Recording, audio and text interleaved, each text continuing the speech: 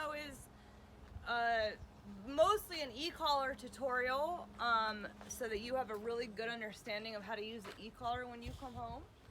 It's a lot more complex than you think, the way I train. And then also it's gonna be kind of hard to see because my yard is all shaded right now, but and my camera doesn't have the best range of view, but you can also kind of see how much better he is off leash. Very, very much better off leash as long as dogs aren't around. Dogs are still challenging for him. All right, so sit.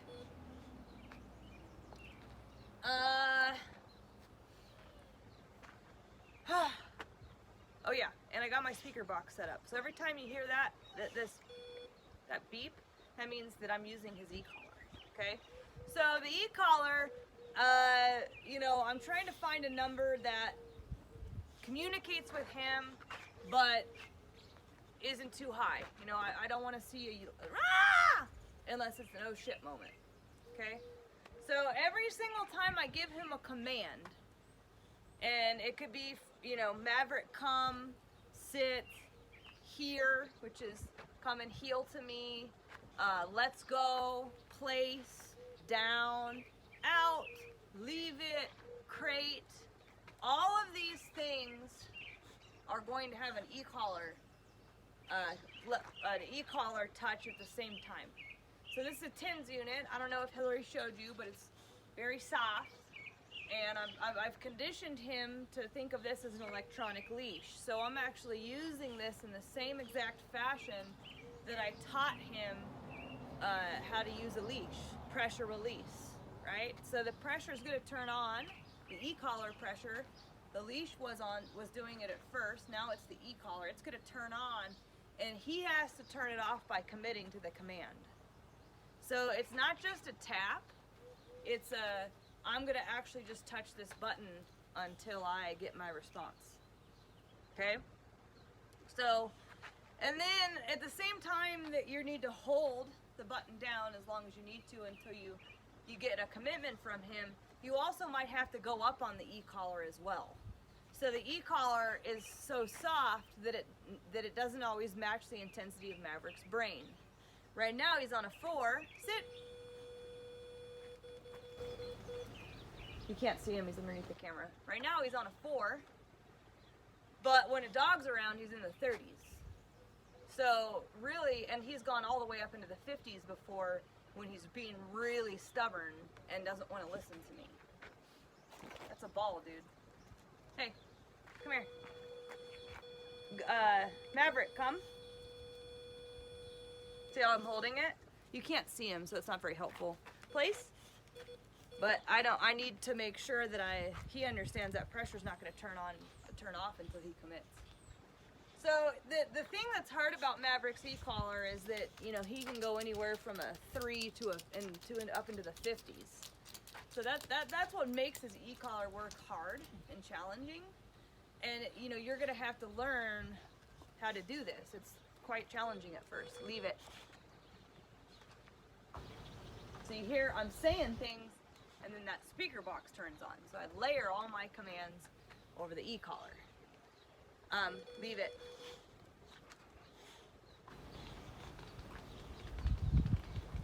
So I'm gonna go ahead and start doing some work so you can see how I utilize this and the effectiveness of it.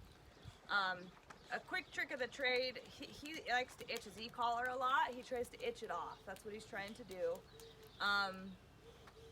And if my e-collar is on and he itches, I do not turn it off because I do not want the dog to learn that they can itch the collar to turn it off. Sit.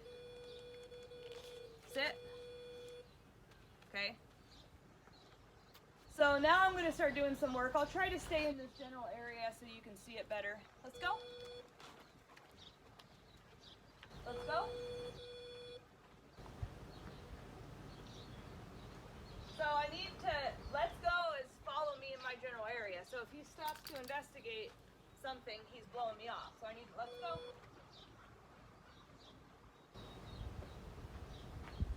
Maverick, come. Good job, buddy. Here. Maverick, come.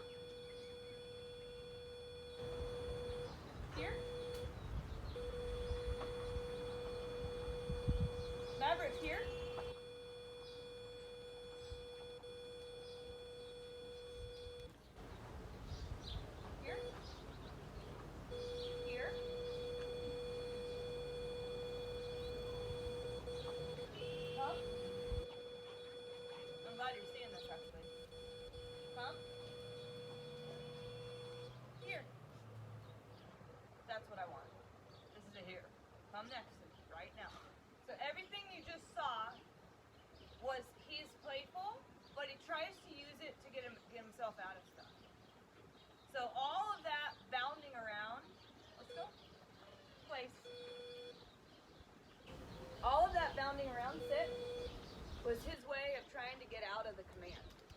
And I'm actually, it's funny because I've done several off-leash sessions with him, and I have actually found that he's better off-leash for me. He doesn't do that shit, so I was a bit nervous that this video was going to be a little too perfect for our own taste, but I'm so stoked that that happened. Unfortunately, it's a reflection of how long you have with this dog, because he's very stubborn, and he really doesn't want to listen. You know, he's definitely got a lot of his own self-interest, and it overrides the owner's, or at least my self-interest. So, but you got to keep your expectations the same. If this guy is very stubborn, so if you're like, at that point, I don't want to reinforce him coming into the position. He's not going to do it. Look at how silly he's acting. I'm just going to throw my hands up and go, Maverick, you're just not going to do it. No, I'm going to follow through and make it happen so he understands that he has to do it when I say it. And there's never another choice in the matter. If you are always follow through with what you ask, this dog is going to start to learn that he can't get away with that. If you give up in that situation that you just saw, if you decided this is too hard, I'm going to throw in the towel, then he's going to start going, yeah, I got this. I knew I could get this. I knew that there had to be a loophole in this, and I am thrilled to take advantage of it. Now I'm going to start to push the limits and see how much I can take advantage of with my owner. Now I'm going to encourage you to keep a leash on him at first, because you can use a leash to help some of this stuff move along faster. But eventually the goal is off leash, and the goal is to be able to have him reliably off leash. But if you're going to ever get to that point, you first have to become e-collar savvy, and then once you start to really get a grasp of this e-collar, and you always follow through with your commands, this dog is going to, as he matures, he's still very young. He's an adolescent teenager right now, so that's part of his orneriness, right? So once he matures alongside with the training, then you're going to start to see a much stronger willingness to please. All right, so let's go back to some repetitions. Let's go.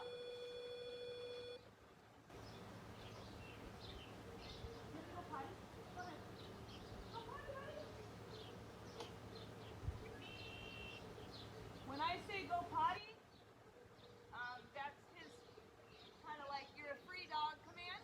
So you can go ahead and relieve yourself and sniff around, go be a dog for a little bit. So that's his permission to go ahead and relieve himself.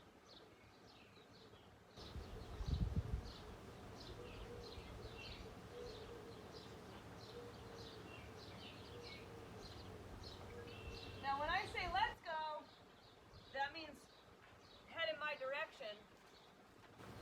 Let's go! That means head this way. You wanna go potty? You wanna go potty?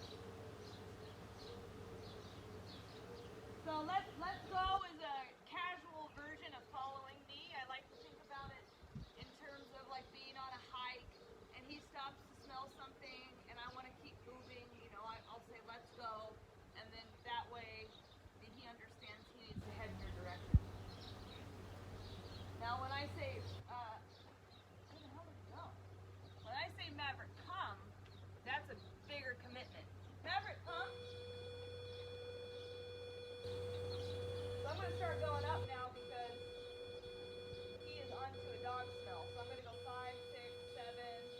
You notice how I'm not turning the e-collar off. Maverick, come. And that was a 10. Good boy, buddy. Good. Sit.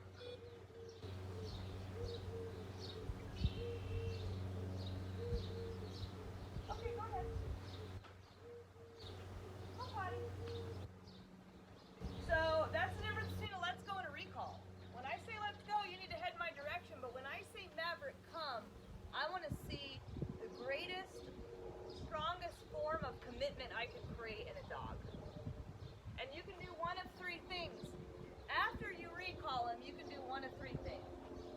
recall sit like I just showed you, or you can do a recall here.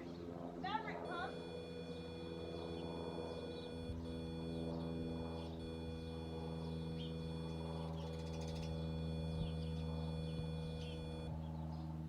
Good. Maverick here. Maverick here. Sit. So here sit. Here is healing, so that's the left position, right? The sit can be, you know, anywhere in your bubble, your 2-foot bubble, but when you say here, the head's aligned with your thigh, your left thigh, right? Let's go. Good job, buddy. Hey. Let's go. Go ahead. Go ahead, bud. Maverick, go ahead. Come on.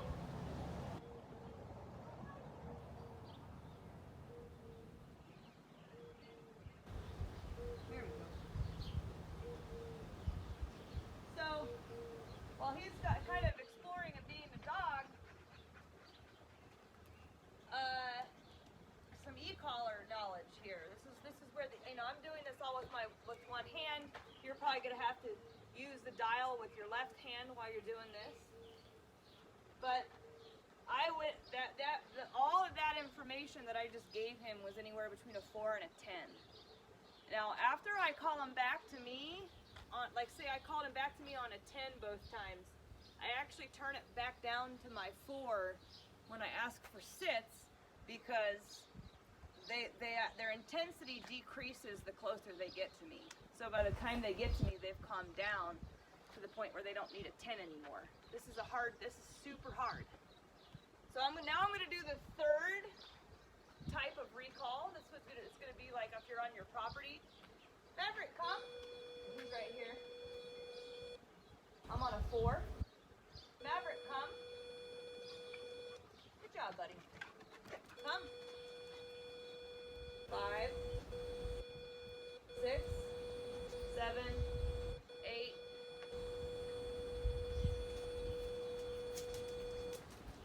That was 10. Place. There you go. Good. So you can do a recall sit, you can do a recall here, sit, you can do a recall place. Those are the 3 ways that you can say Maverick come. But the bottom line is that when you say Maverick come, it means come to me and commit 100%. It's very important that recall is the most important committed command that you could ask for in a dog. Right?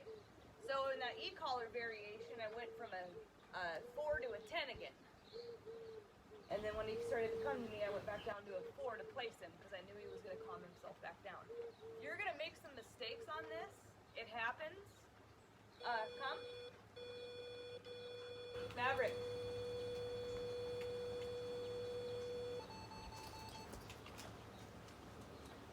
Place. I got to move this. So he scratched it. He scratched his e-collar so it was underneath his chin. So he couldn't feel the e-collar as well.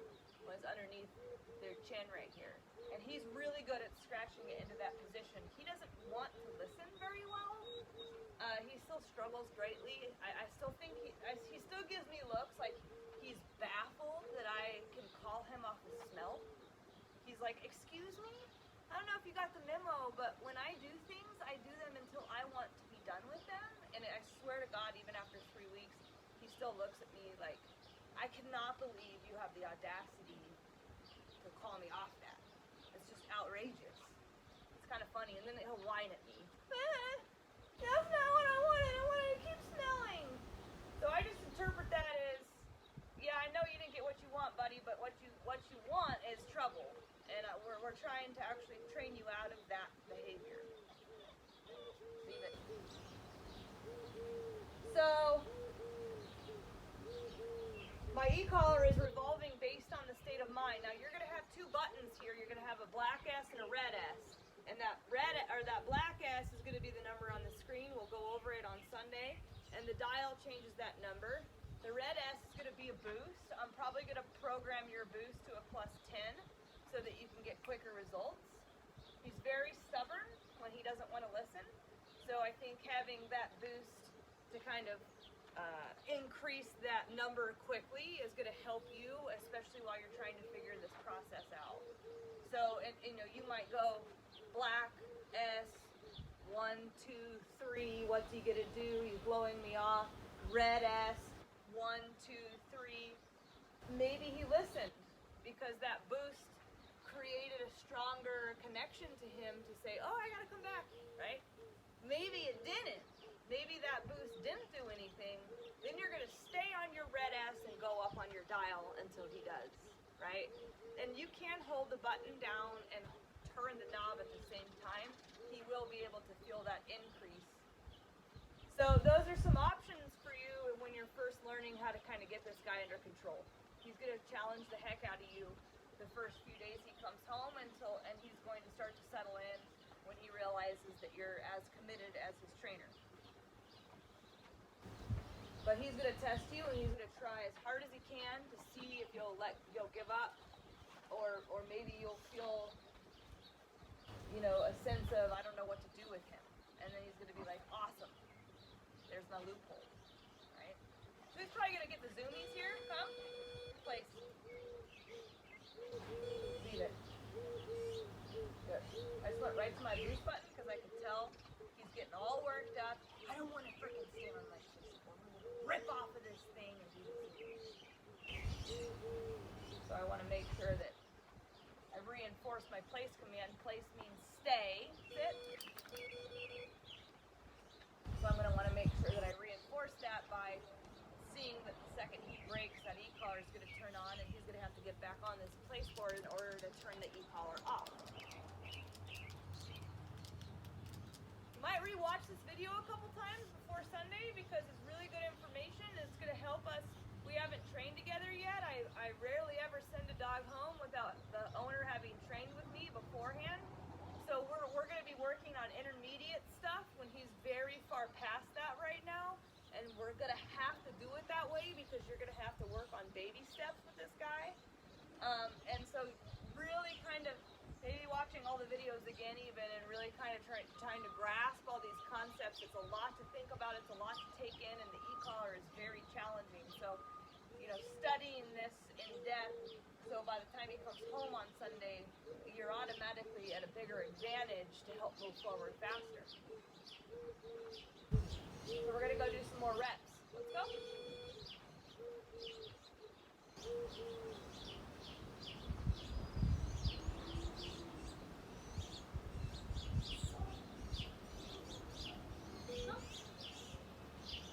Wait, buddy.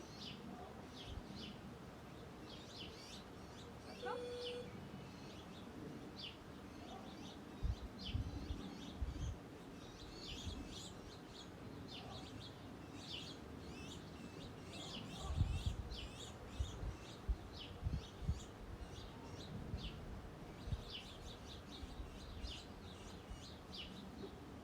Good job, bud.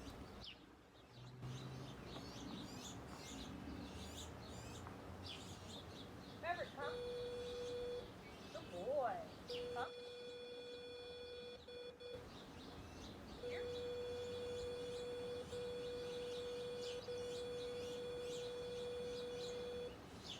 Maverick, here. Go. Good job, buddy. Good job.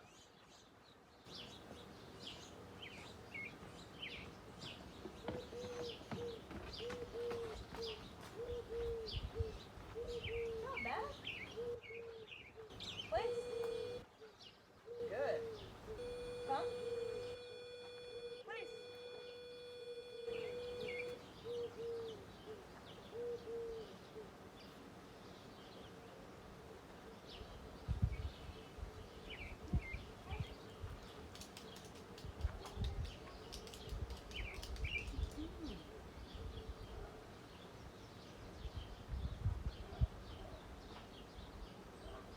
Anyway, he must have scratched his foot on something running around here just now because he's got a little, all of a sudden just in this session he has a little nick on the side of his knuckle here. I don't know what he could have ran into, it just happened. That's why I was looking at the place board because I was like, is there a little bit of blood on the placeboard? And then I looked at his leg, and it's like, I mean, it's not big at all. It's just this little tiny nick, but it's like, what on earth have you done in this short period of time to have created that? Like, sometimes magical how dogs can hurt themselves, and you're like, what have you done? Anyway, sorry to be sidetracked. So the e-collar, you know, it turns on to communicate with the dog and say, commit to me, but sometimes people get confused as to what that commitment looks like. So if you really pay attention, it's kind of hard to see in this video, and we'll go over it more at the go home, but it's kind of hard to see in the shade, and sometimes he's not within camera range. But basically, I can mimic him. If I say Maverick come and his back is turned towards you, you're gonna leave the e-collar. I'm turning it down to a 1 so he can't feel it. You're gonna turn the e-collar off when he does this. So when you see that head is starting to head towards you, place.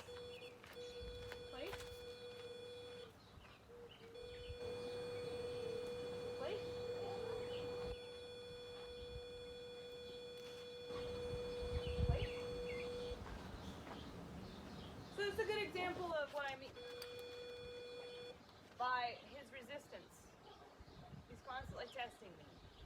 That's why I've also kind of been worried about us not having trained together, because he's actually not that easy of a dog. He's one of the hardest boxers I've ever worked with. Boxers usually train up really quickly. This is definitely the hardest boxer I've ever worked with. So on a scale of things, I just have been a little bit worried, because dogs always usually get more compliant for me before they go home. And I've just seen from him this stuff as consistently as he can create it. And it's fine, you know, knowing what I know, I'll just follow through. He's, you know, like, not a big deal. But people who are busy and preoccupied with other things in life, place, cut corners. Place.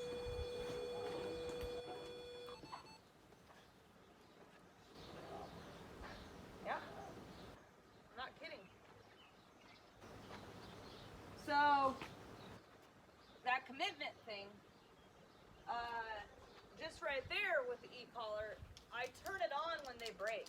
When they break place, the e-collar turns on, and I'm going to keep going up on it until they get back on the placeboard. So that commitment, or that the e-collar turning on when they get off, is my way of establishing the stay. Oh, when your foot breaks place and I haven't given you permission, that e-collar is not going to turn off.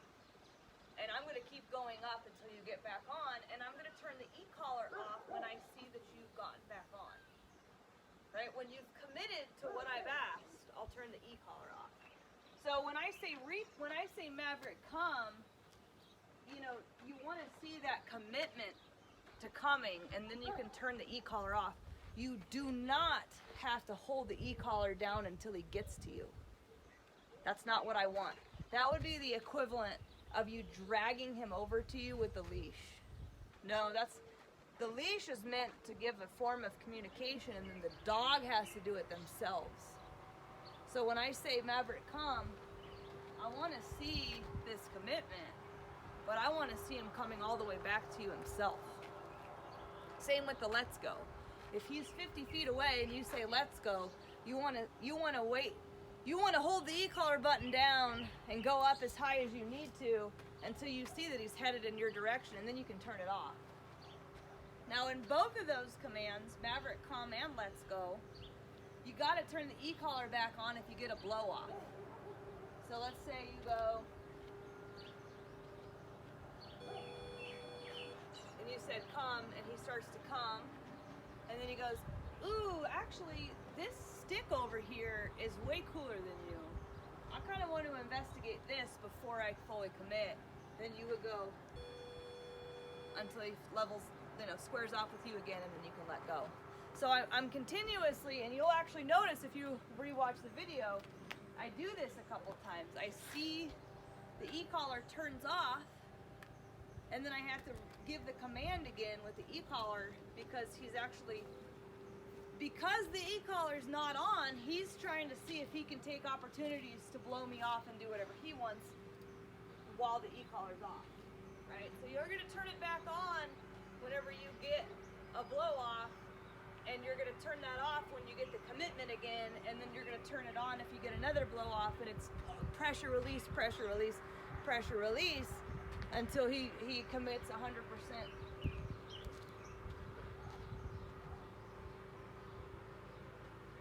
So it's an overwhelming process, you know, and there are times when I go up very high on the e-collar to get things from him quicker. He is the type of dog that if you really start to see high intensity, he does better with a bit quicker increase in numbers than slow. That's a pretty typical boxer trait. I think it's kind of just a more stoic type breed. They get intense very quickly, so they need the e-collar to match that very quickly.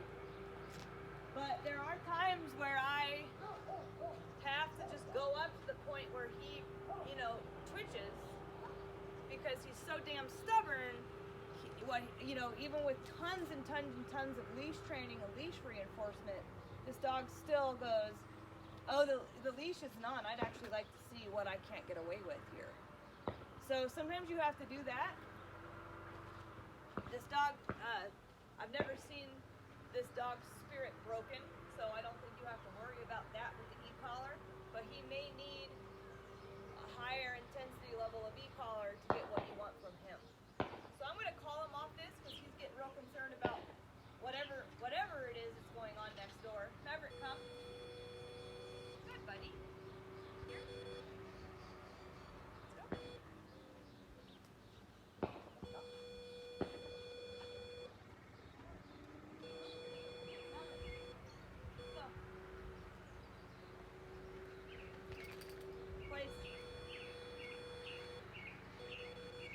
Maverick, come. So what I'm doing right here, Maverick, here.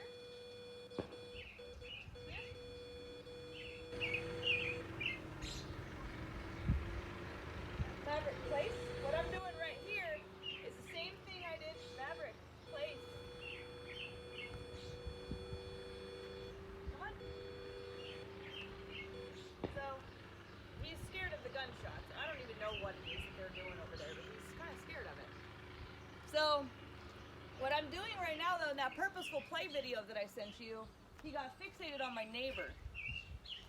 And I worked him through it until he wasn't as concerned about it anymore. That's what I'm doing right now. And I start to see him lock onto shit, and he's getting himself all worked up and concerned.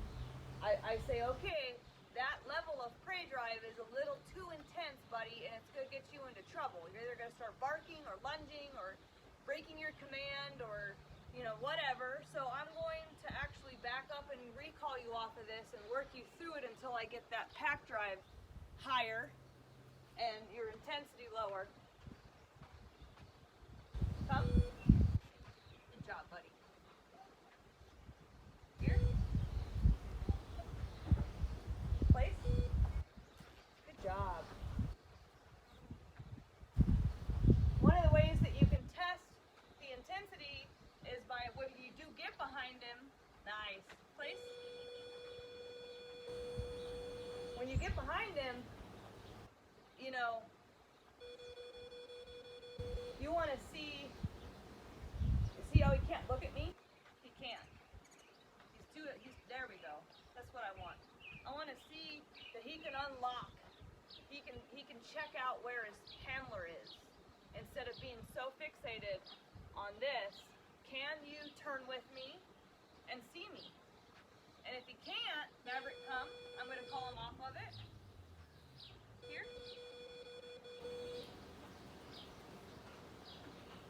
Place. And reset him. You know? So now he's softer. He's not locking on. He's actually air scenting right now, which I prefer over that locked visual gaze that he likes to give. And now he's fixated on a bird in the tree. He can follow me. He can, you know, I get behind. His head is not locked. Pretty obvious, but it won't move around and stays in one position. And now it's softer, it's not as fixated, it's moving around, it's paying attention to me intermittently, right? So that's a great example of how you can work him through something like that. Now I'm gonna go over a couple more things and then I gotta wrap this up. But because we've never worked together, I've never explained how to get a really good recall and a really good hear. So I always do the opposite of a dog, you know?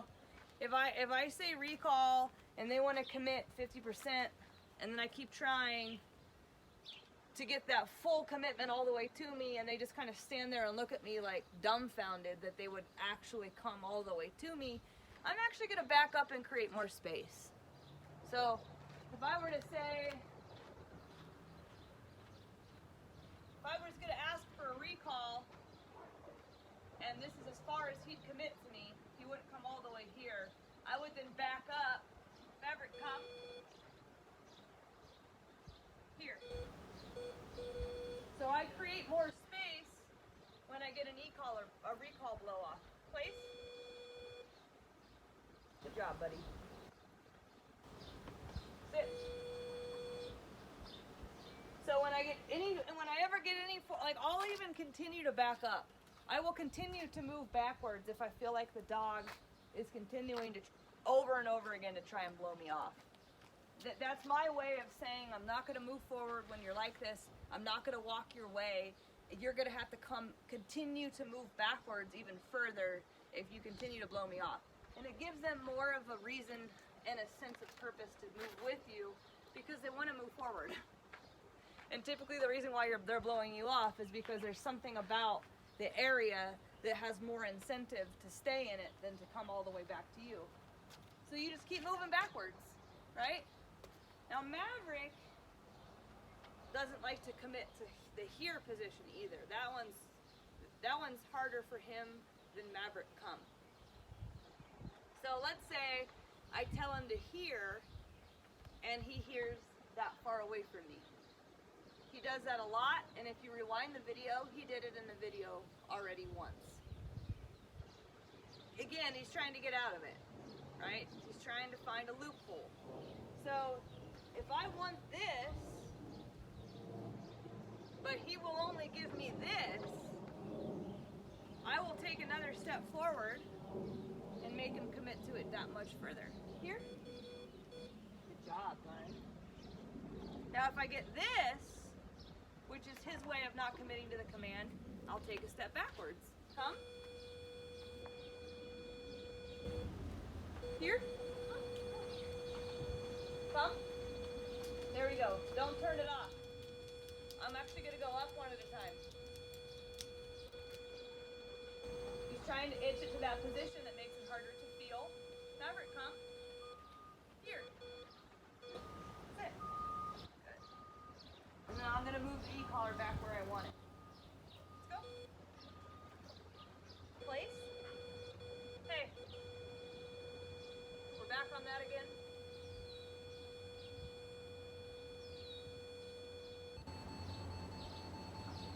Place. Maverick. Place. Stop. You have to be firm with this guy.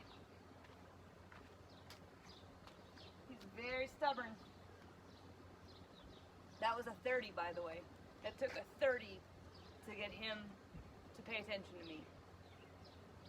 So, to give you kind of a frame of mind as to how I will literally continue to go up until I get the response.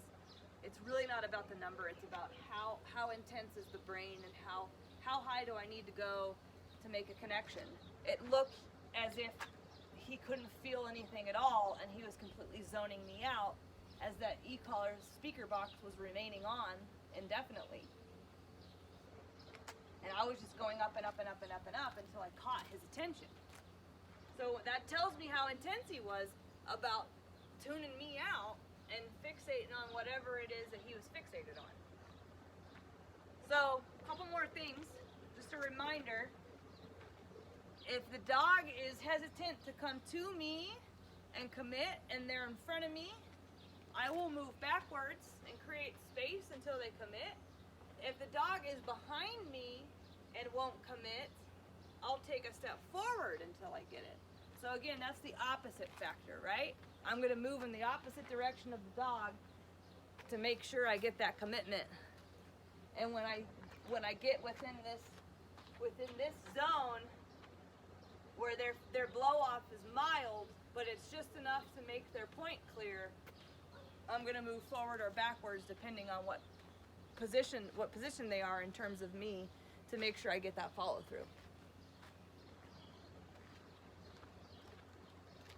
Now the e-collar buttons, if you hold one down, it's only gonna stay down for 8 seconds. So occasionally you'll hear a little release and then the e-collar turns immediately back on. And that's because I know that 8-second mark is coming, so I need to make sure to release the button and press it again, so it doesn't turn off, and then there's kind of this lull or this gap where he feels like the e-collar has turned off. So he's doing pretty well for the most part. I mean, he's definitely e-collar savvy. He's definitely all the commands. He understands them. He knows what come means. He knows what here means. Sit, down, place. He knows let's go. He knows leave it. Leave it means leave it alone. He knows out, which means drop it from your mouth. He understands the release word, go potty. He understands all of it. You know, he knows what all of those things are. And this is where obedience is not the end-all be-all, because yeah, he knows all those obedience commands, but on a behavioral level, he's testing them constantly. So tools can only go so far. The lifestyle training, some of the videos I've sent you about the lifestyle training are how you're going to maintain this and get better results as he matures. Because this guy, like I said, is super stubborn, and he's got a really high prey drive, and he's got a lot of self-interest. So he likes to test the waters. He likes to see what he can get away with. He likes to try to create playful moments in unnecessary situations to see if he can basically get out of the situation. He's trying to appease you. Please stop. I don't want to listen. Please stop. And it's like, you know, those types of situations are those types of situations where you have to go, I don't want to reinforce his behavior by giving him what he wants. I need to follow through, because if you don't, you'll create a monster. They start to learn, hey, I can itch the e-collar and she'll stop. Or, hey, if I throw a play bow, she won't follow through. Dogs are that smart. They will learn how, you know, if someone isn't consistent, they will learn the loophole, and then they will practice it on a regular basis, especially when there's something that has more incentive than the owner. You know, so then when you see a dog, you struggle getting all the commands because a dog is more incentivizing to him. So he goes, all right, well, I want to see what I can get away with here. Let me see how much I can push her buttons, because that has a lot more interest to me. When you start to follow through regularly and you're consistent about it and you maintain the same level of expectations, you know, as he gets out of his teenage years, which for male dogs is usually between 2.5 and 3 years of age, that consistency that you've provided for him and that firmness of, I'm absolutely not going to give in, I'm absolutely going to require the same level of expectation every single time, well, then what happens is the dog actually becomes pretty amazing. You know, he already has some amazing qualities as is, and he's trained to do all these things, and he's got a backup device, so you have a remote control dog. But when they get to be adults and the training and the maturity coincide with one another, then you have like a service dog. They're so good, you know, because you haven't backed off on the expectations and you've been consistent. So you start to create a new Maverick. This is the new Maverick, you know. Not the, I'm going to try to get out of it. I'm going to try to blow you off. I want to run at that dog. I don't want to stay on place. I'm going to throw a play ball because I'd rather do what I want to do than what you want me to do. Let me see if I can itch the e-collar off. That shit starts to go away because again, that maturity kicks in, and that consistency of expectation that you've provided now becomes his new habit. You have actually trained him to be that version of himself versus the version of himself when he first came in, who was very impulsive, never listened, and basically did whatever he wanted. So we're going to train whatever version of the dog we want. It's just really how much follow through and consistency are we going to provide to train the version that is the most pet-like and produces the best companionship for the owner, where there's a lot of respect and trust and listening going on. Sit. So I'm going to wrap this video up. Hopefully it's a lot of information, so again, you might want to watch it twice before Sunday, because the more you retain and the more it makes sense to you, the more you'll be able to follow through at home and again move a little faster.